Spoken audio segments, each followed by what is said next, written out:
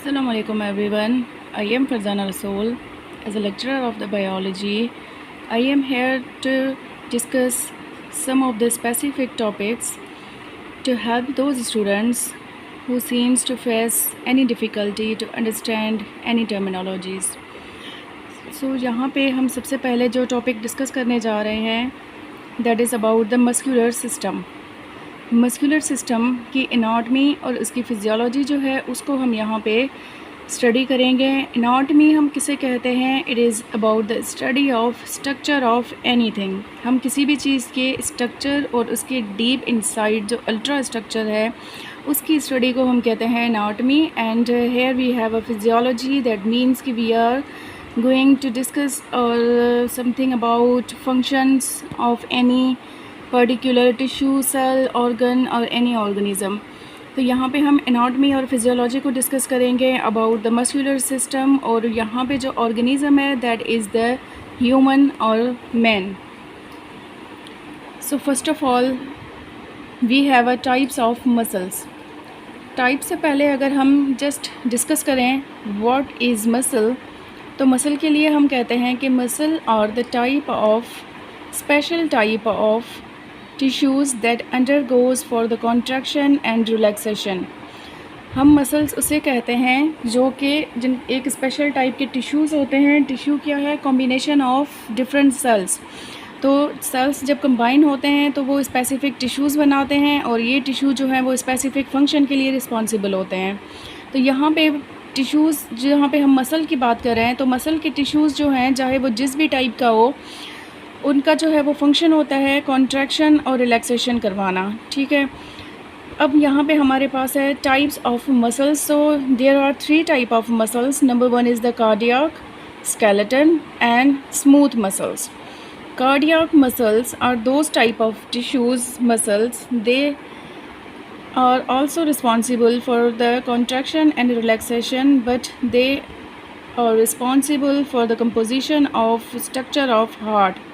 तो जिसने हार्ट को बनाया है वो हमारे पास टिश्यूज़ क्या कहलाते हैं? Cardiac muscles. सेकंड पे हमारे पास आते हैं स्केलेटल मसल्स। स्केलेटल नाम से ही नज़र आ रहा है हमें कि वो मसल्स जो कि स्केलेटन या बोन्स के साथ अटैच होंगे उससे हम कहते हैं स्केलेटल मसल्स। थर्ड पे हमारे पास आ रहा है स्मूथ मसल्स। स्मूथ मसल्स के लाइक इंटरनल ऑर्गन्स जो हैं हमारे बॉडी के, जिसमें हमारा gastro intestinal tract, stomach, intestine, whatever there is, blood vessels और as well excretory systems organs, ये सब के सब जो है वो बने हुए होते हैं स्मूथ मसल्स के। अब यहाँ पे सबसे पहले हम इनको डिटेल में डिफ्रेंशिएट कर रहे हैं द सेल और the fibres, differentiation between the skeletal, smooth and cardiac muscles.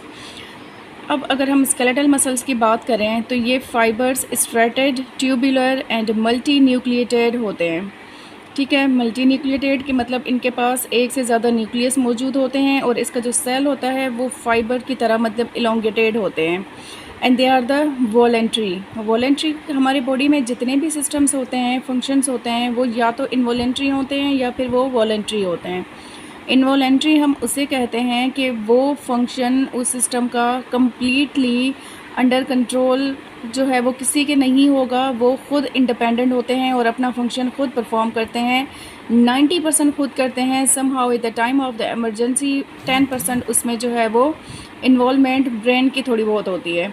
अगर वॉलेंट्री की हम बात करें तो वॉलेंट्री में हमारे पास आता है कि यहाँ पे सिस्टम और वो फंक्शन जो है वो टोटली अंडर कंट्रोल किसके है? ब्रेन के अंडर कंट्रोल है। ठीक है, वो खुद से कुछ काम नहीं करेगा जब तक उसे मैसेज ब्रेन की तरफ से नहीं आएगा। तो स्केलेटल मसल्स अपनी मर्ज़ी पे काम नहीं करते, वो ब्रेन की मर्ज़ी पे चलते हैं। तो इस तरह के सिस्टम्स फंक्शंस को हम कहते हैं voluntary. Usually attach to the skeleton. कहाँ पे होंगे? स्केलेटन के साथ अटैच होंगे। स्मूथ मसल्स फाइबर्स जो हैं इसके वो नॉन स्ट्रेटेड होंगे, स्पाइनल होंगे शेप के, and a are the uninucleated, मतलब कि एक ही फाइबर में एक ही न्यूक्लियस मौजूद होगा। वहाँ पे एक फाइबर में एक से ज़्यादा न्यूक्लियस थे। And they are the involuntary, मतलब कि ये ब्रेन के अंडर कंट्रोल में नहीं है, ये अपना फंक्शन खुद परफॉर्म करेंगे। लाइक हम रेस्पिरेटरी सिस्टम ही देख लें या फिर एक्सक्रीटरी सिस्टम देखें या फिर हम डाइजेस्टिव सिस्टम देख लें। तो ये सब खुद से फंक्शन परफॉर्म कर रहे होते हैं, ये 100% ब्रेन के अंडर कंट्रोल नहीं होते। Usually covering wall of the internal organs. Cardiac muscles fibres striated होंगे, ब्रांच्ड एंड यूनी न्यूक्लिएटेड होंगे। ठीक है, इसमें भी सेम लाइक स्मूथ मसल्स, ये भी यूनी न्यूक्लिएटेड है हमारे पास। They are also involuntary and only covering walls of the heart. इसने सिर्फ और सिर्फ हार्ट के वॉल्स जो हैं उसको बनाने के लिए रिस्पॉन्सिबल हैं। स्मूथ जैसे कि हमारे पास इंटरनल ऑर्गन्स को बनाने के लिए रिस्पॉन्सिबल थे।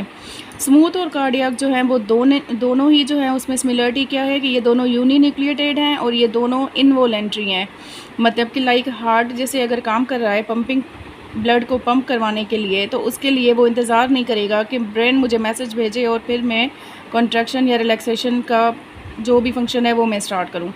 तो ये दोनों खुद ही अपना फंक्शन परफॉर्म कर रहे होते हैं। बट जब अगर हम बात करते हैं स्केलेटल मसल्स की, तो ये टोटली वॉलेंट्री होते हैं, ये ब्रेन के अंडर कंट्रोल में ही काम करते हैं। Now here we are going to discuss about the complete detailed structure, ultra structure of the skeletal muscles। तो हमने कहा था कि वो मसल्स जो कि इसके लिए रिस्पॉन्सिबल है, the bones, the muscles they are attached with the bones or the skeleton। So we can define the skeletal muscles, or the skeletal muscles are all the muscles of the body that are attached to the bones of the body or the skeleton। Contraction, these muscles permit movements of the extremities and the eyeballs, the tongue, chest cavity and much more. Contractions are consciously controlled। Okay, here we have the structure of skeletal muscles। First of all, we have a structure that is called bone, and we take a little bunch of skeletal muscles that is called muscle bundle, and this muscle bundle are composed of fibers and they are called muscle fibers, and they for muscle fiber are also called fascicles। And inside the muscle fibers there are narrow smallest fibrils are present and they are called myofibrils, and the myofibrils inside present the cross striations and they are called sarcomere। Now if we are going to talking about the complete about the structure of cell of the muscle, that is the muscle fiber, or we can discuss from here like there is a muscle and inside muscles there are many fibers present and the fibers are called muscle fiber or simply fascicle। Now this fascicle or muscle fiber is the cell of the skeletal muscle, and then muscle fiber inside the myofibril। Muscle fiber after there is a narrow elongated fibrils are present, they are called myofibril, and the myofibril here is complete structure of myofibril। If we take this myofibril inside the electron microscope, ठीक है, अगर हम electron microscope के under में myofibril के structure को देखें तो वो हमें इस तरह का नज़र आएगा। तो इसीलिए इसमें हमें क्या नज़र आ रहा है, the cross striations are present. तो ये एक यहाँ पे ख़त्म हो रहा है, दूसरा, फिर यहाँ से आगे तीसरा, ये पूरी फिब्रिल अगर हम लेंगे तो इसमें हमें कंप्लीट जो है वो नज़र आएंगे क्रॉस स्ट्रेशंस। और अब मायोफिब्रिल जो है वो किसका बना हुआ है, the myofibril are composed of two type of filaments and they are called actin and myosin filament। तो इसमें हमें क्या नज़र आ रहा है, एक थिक फिलामेंट्स नज़र आ रहे हैं, दूसरे थिन फिलामेंट्स नज़र आ रहे हैं। The red colour thick filaments और ये जो ब्लू कलर के हैं they are the thin filaments. तो ये जो थिन फिलामेंट्स हैं इनको हम थिन फिलामेंट्स को कहते हैं एक्टिन और ये थिक फिलामेंट्स को हम कहते हैं मायोसिन। अब ये एक्टिन और मायोसिन जो हैं ये प्रोटीन्स हैं, प्रोटीन की टाइप है, इसलिए कहा जाता है for the strongest muscle you need protein. तो प्रोटीन किस लिए ज़रूरी होता है, मसल्स के लिए, क्योंकि मसल्स बने ही प्रोटीन के हैं। अब यहाँ पे हम क्या कर रहे हैं कि एक यहाँ से एक स्टेशन से लेके दूसरे का ये एक स्ट्रक्चर हम देख रहे हैं। तो myofibril are composed of the cross striations and these cross striations are called the sarcomere. ठीक है, यहाँ पे हमें क्या नज़र आ रहा है, सार्कोमेयर। एक लाइन से लेके इसकी ये दूसरी लाइन तक हम इसका स्ट्रक्चर देखें तो ये सार्कोमेयर कहलाता है। सार्कोमेयर क्या है? Sarcomere is the functional unit of skeletal muscle. अब यहाँ पे जो इसका फंक्शनल यूनिट है वो ये सार्कोमेयर है, जिसकी वजह से पूरी मसल का जो फंक्शन है वो इस सार्कोमेयर की वजह से हो रहा है। तो अंडर कॉन्ट्रैक्शन और रिलैक्सेशन कौन करवा रहा है? वो ये सार्कोमेयर में कॉन्ट्रैक्शन रिलैक्सेशन हो रही है, जिसकी वजह से the muscles are capable for the movement. तो बॉडी स्केलेटल के साथ अटैच्ड हैं, मूव करवा रहे हैं, बॉडी को लोकोमोट कर रहे हैं। तो that is possible just because of the skeletal muscles. और उसमें ऐसा क्या जादू कर रहे हैं जिसकी वजह से वो ये मूवमेंट के लिए रिस्पॉन्सिबल हैं? तो इनका फंक्शनल यूनिट है, जैसे लंग्स के लिए हमने कहा था कि फंक्शनल यूनिट्स क्या होते हैं, लंग्स के एल्वोलाइज आर द फंक्शनल यूनिट। तो यहाँ पे इसका फंक्शनल यूनिट है सार्कोमेयर। अब अगर हमने एक सार्कोमेयर लिया और उसको हम देखें, पहले यहाँ पे हम एक कंप्लीट फ्लो चार्ट देखते हैं स्टार्टिंग फ्रॉम द बोन। तो सबसे पहले हमने एक बोन लिया, ठीक है, उसके साथ मसल अटैच होंगे। उसमें से हमने एक छोटा सा पोर्शन लिया है मसल का और उसे हम कहते हैं मसल बंडल। फिर उस मसल बंडल को हमने देखा तो उसके अंदर फाइबर्स मौजूद होते हैं। इवन फॉर सपोज़ जैसे कि हम लोग मीट चिकन खा भी रहे होते हैं तो उसमें आपने देखा होगा कि फाइबर्स थिक थोड़े से फाइबर्स होते हैं, तो उसे हम कहते हैं muscle fibre. And remember the point, muscle fibre is the cell of skeletal muscle. तो मसल फाइबर क्या है? मसल फाइबर इसका सेल है। जो हमने तीनों स्केलेटल, स्मूथ और कार्डियक मसल के सेल को डिफ्रेंशिएट किया था, तो यहाँ पे इसमें जो हम कंप्लीट अल्ट्रा स्ट्रक्चर देख रहे हैं, इस अल्ट्रा स्ट्रक्चर में समहाउ द स्टूडेंट जो है वो कंफ्यूज हो जाते हैं कि सार्कोमेयर जो है वो इसका सेल है। भाई वो सेल नहीं है, वो इसका फंक्शनल यूनिट है। तो यहाँ पे जो सेल है इसका वो कौन सा है? That is the muscle fibre. तो muscle fibre is the cell. अब ये सेल क्योंकि एज फर्स्ट ईयर में चैप्टर नंबर 3 में जो है वो सेल का एक पूरा चैप्टर दिया हुआ है जो आप लोगों ने ऑलरेडी पढ़ा होगा, तो ये सेल उससे थोड़ा सा डिफरेंट है, वैसा सेल नहीं है। तो इसीलिए यहाँ पे इस सेल के जो कंपोनेंट्स हैं उनके नाम भी चेंज रखे गए हैं। For suppose instead of this plasma membrane, सबसे पहले सेल की आउटर बाउंड्री क्या आ रही थी? Plasma membrane. तो यहाँ इसके प्लाज्मा मेम्ब्रेन का नाम है sarcolemma. And next is the cytoplasm. तो यहाँ पे साइटोप्लाज्म का नाम है sarcoplasm. And we have endoplasmic reticulum, जिसमें यहाँ पे इसका नाम है सार्कोप्लाज्मिक रेटिक्यूलम। तो इंडोप्लाज्मिक रेटिक्यूलम जब फर्स्ट ईयर में ऑर्गेनेल पढ़ा था तो उसमें आपने देखा होगा कि जो स्मूथ इंडोप्लाज्मिक रेटिक्यूलम है उसके लिए कहा गया था कि वो सबसे ज़्यादा लिवर के सेल में और मसल्स के सेल में होते हैं। अब यहाँ मसल के सेल्स में क्यों ज़्यादा होते हैं? क्योंकि ये कैल्शियम के आयंस को ट्रांसपोर्ट करवाने में मदद करते हैं, हेल्प करते हैं। अब ये क्यों करते हैं वो हम आगे फंक्शन में देखेंगे।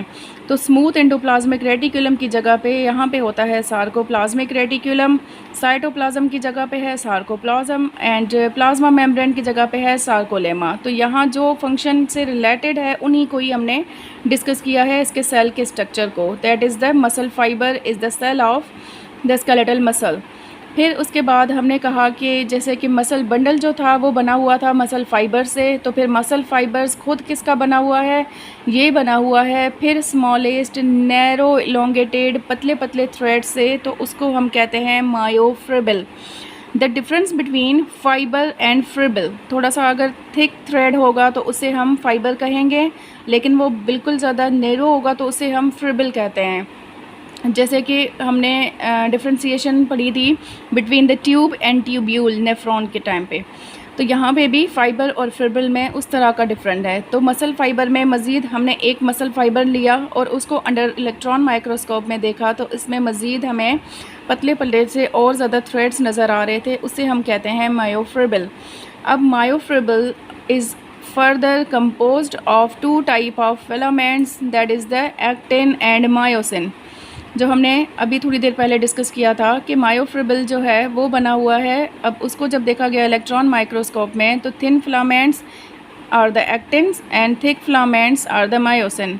अब हर एक जो है वो जो पोर्शन है मायोफिब्रिल खुद फिर किसका बना हुआ है? मायोफिब्रिल बने हुए हैं एक क्रॉस स्टेशंस के, उसको हम कहते हैं sarcomere. So here sarcomere is the functional unit of the skeletal muscle. ठीक है, ये हमारे पास आ गया। डीप इनसाइड अल्ट्रा स्ट्रक्चर क्या है? सार्कोमेयर है। Sarcomere is the functional unit of the skeletal muscle. तो जो फंक्शनल यूनिट है, अब हम उससे डिटेल में उसका अल्ट्रा स्ट्रक्चर देखेंगे कि वो किस तरह का है। Here we have the structure of sarcomere. अब ये मायोफिब्रिल में लेट्स सी कि सार्कोमेयर जो है वो यहाँ इस लाइन से लेके और इस लाइन तक ये एक सार्कोमेयर है। ठीक है, तो ये एक क्रॉस स्टेशन सीक्वेंस से सारे सार्कोमेयर्स मौजूद हैं। यहाँ पे हमने एक सार्कोमेयर लिया है। अब हम एक सार्कोमेयर में देख रहे हैं कि हमने कहा था थिक और थिन फिलामेंट्स मौजूद हैं, तो ये आ गए हमारे पास ब्लू कलर के थिक फिलामेंट्स, इसको मायोसिन कहते हैं। और ये हमारे पास आ गए थिन फिलामेंट्स जो कि एक्टिन है। ये दोनों हो गए फिलामेंट्स। अब इसको जो है वो सीक्वेंस मतलब पोर्शन के अकॉर्डिंग इसकी डिवीज़न की गई है और उसके डिफरेंट जो हैं वो नेम्स दिए गए हैं। फॉर सपोज सबसे पहले हमारे पास एक मिडिल लाइन आ रही है, इसे हम कहते हैं एम लाइन या फिर हम इसे एम बैंड भी कह सकते हैं। ठीक है, जो कि बिल्कुल ही मिडिल लाइन है पूरे एक कंप्लीट सार्कोमेयर के, वो एम बैंड और एम लाइन कहलाती है। फिर उसके बाद हम देखते हैं कि यहाँ पे हमारे पास है एच जोन। एच जोन हम किसे कहते हैं? जहाँ पे सिर्फ़ और सिर्फ एक्टिन मायोसिन के फिलामेंट मौजूद हों। लाइक यहाँ से लेके और यहाँ तक का जो हिस्सा आ रहा है, ये इसका मिडिल वाला रीजन, इसको हम कहते हैं एच जोन।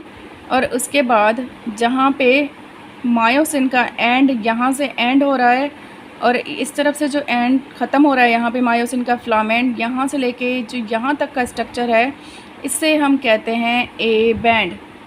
ठीक है, और जो इसी के ही साइड वाले यहाँ से लेके यहाँ तक वाले पोर्शन आ रहे हैं, अब यहाँ पे मायोसिन नहीं है, सिर्फ एक्टिन है, तो इसे हम कहते हैं आई बैंड। और इस तरफ से भी यही स्ट्रक्चर आ रहा है, इसे भी हम कहते हैं आई बैंड। अब इसको आई बैंड और ए बैंड के साथ साथ में एक और नाम भी साइंटिस्ट ने दिया है, that is the light and dark band. क्योंकि जब वो इसके स्ट्रक्चर को साइंटिस्ट अंडर इलेक्ट्रॉन माइक्रोस्कोप में ऑब्ज़र्व कर रहा था, तो उसने देखा कि जो ये ए बैंड आई बैंड था, ये लाइट नज़र आ रहा था क्योंकि यहाँ पे सारे थिन फिलामेंट्स थे, और जो ए बैंड था वो थिक डार्क नज़र आ रहा था, तो क्योंकि वहाँ पे थिक और थिन दोनों फिलामेंट्स हैं, तो इसीलिए इसने इसका नाम रखा था light and dark band, and as well as we call them I और ए बैंड। तो ये आ गया हमारे पास complete structure of the one sarcomere. एक सार्कोमेयर का जो है वो ये अल्ट्रा स्ट्रक्चर हो गया। अब हम देखते हैं और ज़्यादा ultra structure of these actin and myosin filament.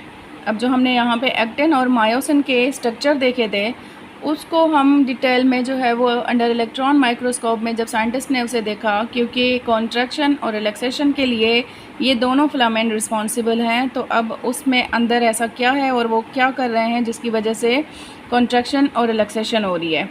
So the high energy attached state myosin is loaded with the potential energy and attached to actin. यहाँ हमारे पास अगर हम मायोसिन के फिलामेंट को देखें तो इसमें एक हेड की फॉर्मेशन होती है, जो हमें यहाँ डायग्राम में भी नज़र आ रहे हैं कि ये जो स्मॉल स्मॉल बॉल्स लगे हुए हैं, these are the myosin head. ये मायोसिन के हेड कहलाते हैं, जस्ट लाइक दिस, ये मायोसिन का हेड है। और अगर हम एक्टिन के स्ट्रक्चर को इंटरनली डिटेल में देखें तो let's first discuss the internal ultra structure of the actin.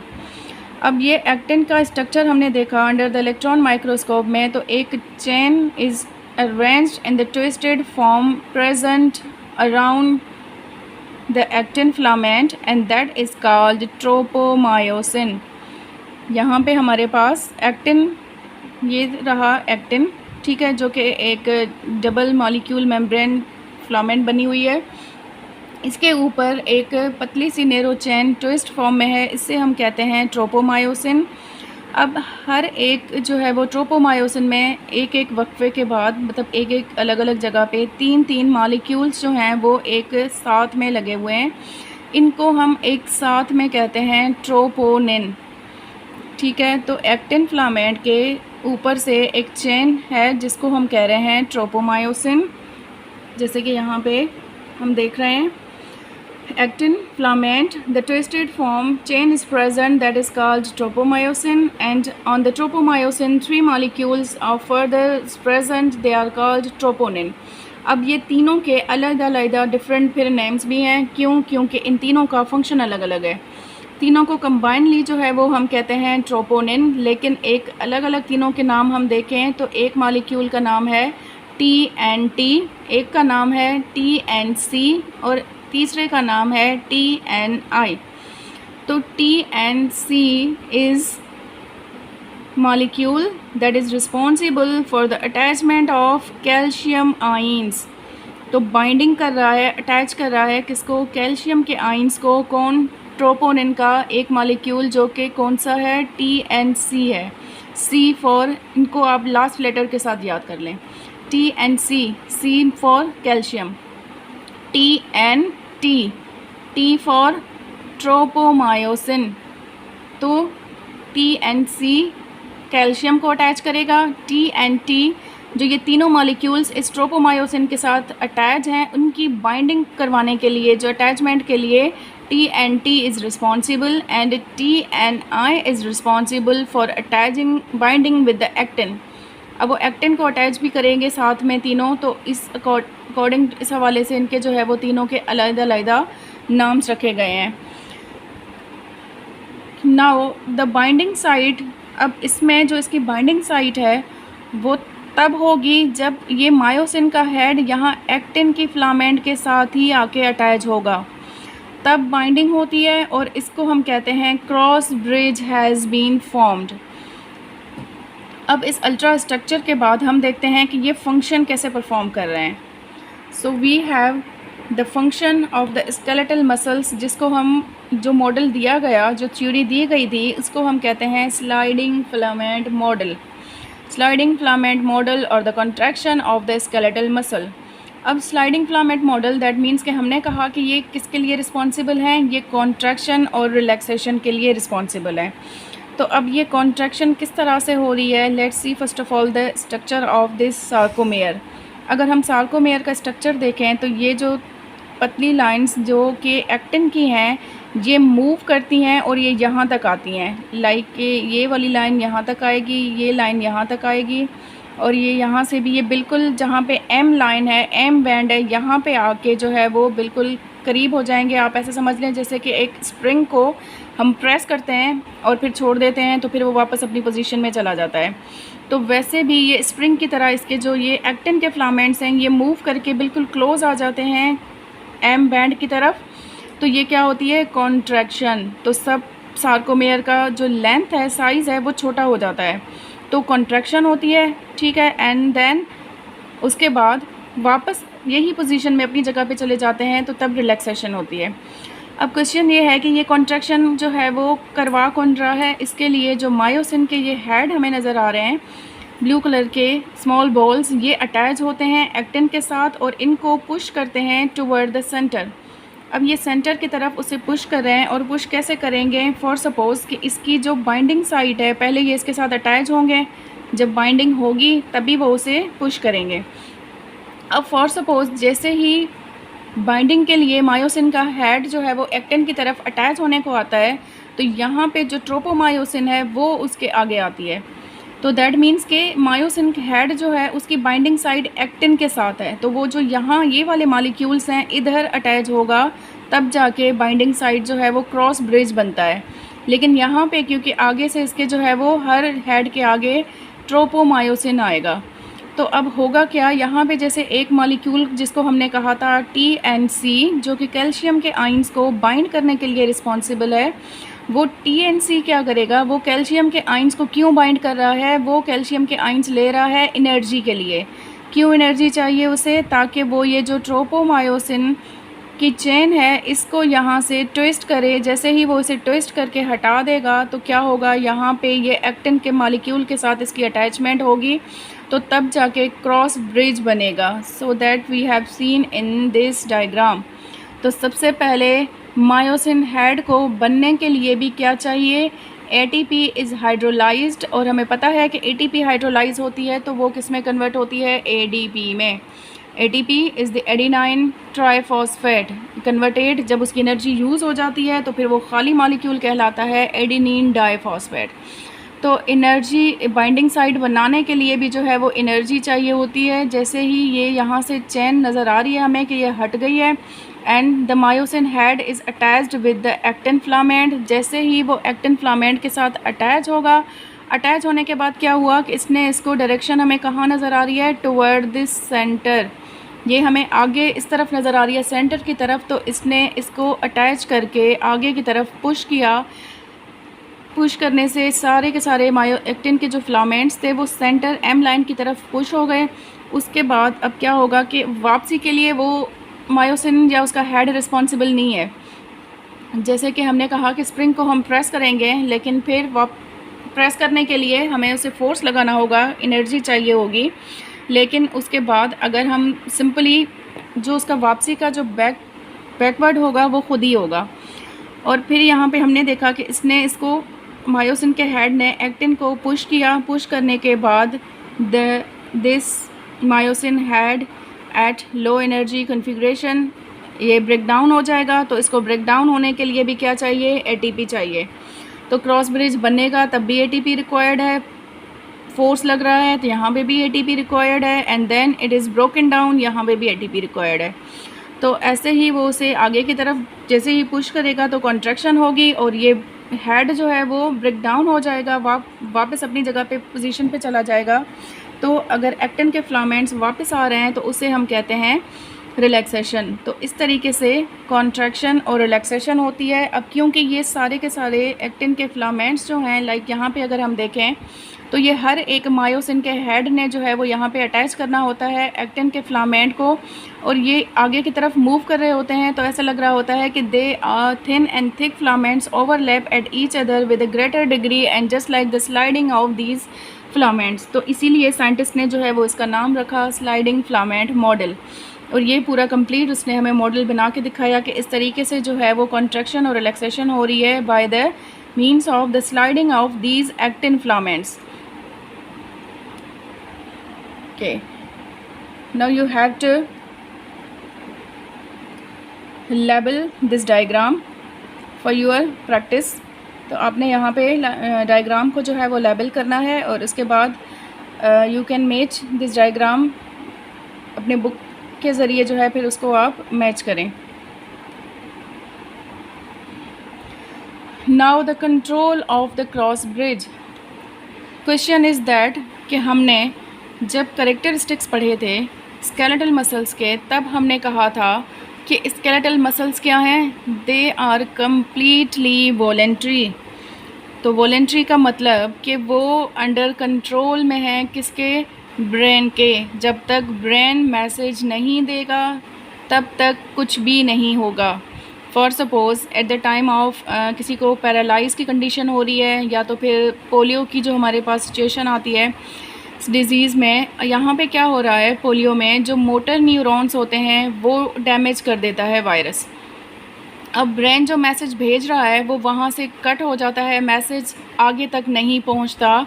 So the remaining specific body part is unavailable for the movement. जहाँ पे हमने कहा कि muscles are responsible to move the skeleton और रिस्पॉन्सिबल फॉर द मूवमेंट और the locomotion. तो अगर हम पैरालाइज के पेशेंट या फिर पोलियो वाले पेशेंट देखें तो उनके पास proper body structure, shape, muscles, bones सब कुछ है, लेकिन still they are unable to locomote और to move their body that specific part. तो वो किस वजह से है कि मैसेज ब्रेन के ज़रिए नीचे तक नहीं पहुंच रहा, उस बार तक नहीं पहुंच रहा। तो जब तक ब्रेन के से मैसेज नहीं आएगा तब तक जो है वो मसल्स मूव नहीं करेंगे, कॉन्ट्रैक्शन नहीं होगी। तो पैरालाइज में भी हम ये देखते हैं कि वहाँ पे जो है वो किसी ने किसी चीज़ को डैमेज नहीं किया, बट जब ब्रेन स्पेसिफिक पार्ट जो है वो उसका किसी भी ब्लड वेसल के रप्चर होने की वजह से वहाँ पे उस जगह पे ऑक्सीजन, उस ब्रेन के पार्ट में ऑक्सीजन नहीं पहुँच रही, वहाँ उस सेल में कोई न्यूट्रिशंस नहीं मिल रहा, तो जिसकी वजह से उन सेल्स की डेथ हो जाती है और वहाँ के जो इंटर न्यूरॉन्स हैं वो मैसेज नहीं भेज पाते, मतलब वो एरिया ही उसका पूरा डेड हो गया है। तो इसीलिए उनका जो हाफ जिस जगह के लिए मैसेज भेजने के लिए रिस्पॉन्सिबल था वो जगह मूव नहीं करती। तो यहाँ पे हमें वही चीज़ बताई जा रही है कि कंट्रोल ऑफ क्रॉस ब्रिज की किस तरह से ब्रेन से लेके ये कंप्लीट मूवमेंट जो है वो कैसे हो रही है। तो सबसे पहले ब्रेन से मैसेज आता है and this message is called nerve impulse. Next chapter जो हमारा नर्वस कोऑर्डिनेशन होगा, इंशाल्लाह हम उसको भी डिस्कस करेंगे। तो उसमें हम कंप्लीट पढ़ेंगे स्ट्रक्चर ब्रेन के, नर्व इम्पल्स क्या है, ये सारी चीज़ें। तो यहाँ पे मैं सिंपल आपको बता देती हूँ कि जी ये जो नर्व इम्पल्स है वो है एक स्पेसिफिक मैसेज जो ब्रेन से बॉडी की तरफ जो है वो आता जाता रहता है। तो ब्रेन ने मैसेज भेजा, उस मैसेज को हम कहते हैं नर्व इम्पल्स। अब ये नर्व इम्पल्स जो है वो कहाँ पे गया, मोटर न्यूरॉन्स के ज़रिए मसल्स के पास आया। और मसल का जो सेल है वो कौन सा है, muscle fibre is the cell of the skeletal muscle. उस सेल में कहाँ पे गया वो, सार्कोप्लाज्मिक रेटिकुलम के पास। जैसे ही नर्व इम्पल्स पहुँचेगा सार्कोप्लाज्मिक रेटिकुलम के पास तो वो क्या करेंगे, वो ओपन्स करेंगे गेट्स को and they are called calcium gates. तो दैट मीन्स कि उन्होंने सेल के जो गेट्स थे लगे हुए, जैसे कि प्रोटीन चैनल्स हमने पढ़ा था कि प्लाज्मा मेम्ब्रेन में एक कैरियर चैनल्स गेट्स लगे होते हैं, वो इसने गेट्स ओपन किए और ट्रांसपोर्ट करवाया किसको, कैल्शियम को। तो जो कि हमने पहले भी डिस्कस किया था कि सार्कोप्लाज्मिक रेटिकुलम जो है वो स्मूथ एंडोप्लाज्मिक रेटिकुलम की जगह पे है और इसका फंक्शन यही है यहाँ पे कि उसने कैल्शियम के आइंस को मूव करवाना है, ट्रांसपोर्ट करवाना है। तो यहाँ पे यही चीज़ हो रही है कि इन्होंने कैल्शियम के गेट्स को ओपन किया एंड द कैल्शियम के आइंस की अंदर एंट्री करवाई। एंट्री करके वो डीप इनसाइड कहाँ तक गए हैं, वो गए हैं ट्रोपोनिन के मॉलिक्यूल TNC तक। तो वहाँ पे TNC ने कैल्शियम के आइंस को जो कि बाइंड करना था, कैल्शियम के आइंस को बाइंड क्यों किया उसने, क्योंकि tropomyosin moves binding site occurs and then the cross bridge has been formed. तो कैल्शियम के आइंस चाहिए थे TNC को जो कि ट्रोपोनिन का मॉलिक्यूल था, ताकि वो ट्रोपोमायोसिन जो एक्टिन के ऊपर चेन है वो हट सके और बाइंडिंग साइट जो है वो अपीयर होगी। बाइंडिंग साइट कैसे बनेगी, एक्टिन और मायोसिन के हेड के अटैचमेंट के साथ में। तो ट्रोपोमायोसिन हट जाएगा, बाइंडिंग साइट एक्टिन और मायोसिन के हेड की होगी, देन क्या बनेगा वहाँ पे, cross bridge has been formed. Cross bridge इसलिए क्योंकि वो एक ब्रिज की तरह स्ट्रक्चर उसका नज़र आ रहा था कि नीचे से ऐसे लग रहा था कि हेड जो है वो एक एज अ ब्रिज काम कर रहा है, जो पिलर्स होते हैं ब्रिज के, और ऊपर वो एक रोड की तरह बना हुआ है। तो इसलिए इनको नाम दिया गया क्रॉस ब्रिज का। So the cross bridge has been formed and now the sliding और द कॉन्ट्रैक्शन हैज़ बिगन। तो अब ये पूरी कहानी जो है वो इसकी कहाँ से शुरू हो रही है, ब्रेन से शुरू हो रही है। जब तक ब्रेन का मैसेज नहीं आएगा तब तक मसल्स में कोई मूवमेंट नहीं होगी, और ये जो मूवमेंट है वो सिर्फ़ और सिर्फ अंडर कंट्रोल जो है वो ब्रेन के है। इसीलिए हमने कहा था कि they are totally voluntary, means के अंडर द कंट्रोल ऑफ, किसके अंडर कंट्रोल में है वो, ब्रेन के अंडर कंट्रोल में है। So here is complete about the structure and ultrastructure, that's anatomy of the skeletal muscles and the function of skeletal muscles as given in the sliding filament model and control of the cross bridge. So I have chosen this topic to discuss to help the students, because as well as from the Federal Board और the Karachi Board, दोनों board के लिए दोनों के book में ये topic मौजूद है and this topic is too important. दोनों बोर्ड में ये टॉपिक जो है वो एज अ लॉन्ग और short whatever there is, ये एग्ज़ाम्स के हवाले से, MDCAT के हवाले से, इसके जो भी मेन पॉइंट्स हैं ये सारे MCQ के लिहाज से हर एक चीज़ के लिए जो है वो बहुत ज़्यादा इम्पॉर्टेंट है। सो wish you all the best. Read from here if you feel any confusion. I have made this specially to help the students, especially for my college students, कि for suppose कभी किसी की कोई क्लास मिस हो रही है या किस टाइम पे वो क्लास नहीं ले पा रहे हैं या एब्सेंट हैं उस दिन पे, या फिर एग्ज़ाम्स जो हैं वो करीब आ गए हैं, अब पिछले जो हैं वो लेक्चर्स इतने याद नहीं आ रहे, तो इसीलिए I have made these things to help you as well as in your exams and also for your further after exams जो भी आप टेस्ट दें, एमडी कैट का टेस्ट दें या फिर आपने मेडिकल के स्टूडेंट्स तो स्पेशली सबसे पहला ऑप्शन जो एमडी कैट का टेस्ट ही होता है, तो वो आप उसको अटैम्प्ट करें। तो wish you best of the luck. मज़ीद जो है वो हम टॉपिक वाइज सारे चैप्टर वाइज सारे टॉपिक को जो है हम डिस्कस करेंगे, एंड साथ साथ में with solve the exercises and also solve the important questions related with the board as well as the Karachi और द फेडरल बोर्ड। ठीक है, तो उनको भी हम साथ साथ कंप्लीट डिस्कस करते जाएंगे। So wish you best of the luck. अल्लाह हाफिज़।